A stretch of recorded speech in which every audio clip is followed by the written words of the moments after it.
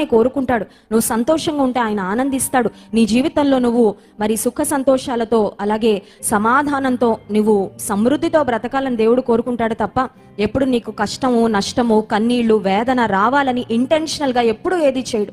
But if intentionally God is allowing suffering, maybe this is the reason.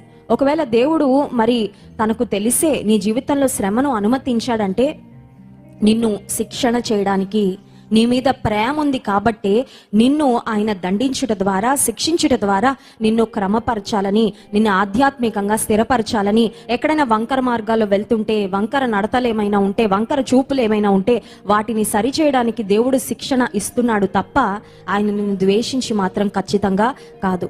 తండ్రి ప్రభువు తాను ప్రేమించు వానిని శిక్షించి తాను స్వీకరించు ప్రతి కుమారుని దండించును. దేవుడు నిన్ను ప్రేమించే శిక్షిస్తున్నాడు అని దయచేసి గుర్తించు. ఆ తర్వాత మనం చూసినట్లయితే 11వ వచనం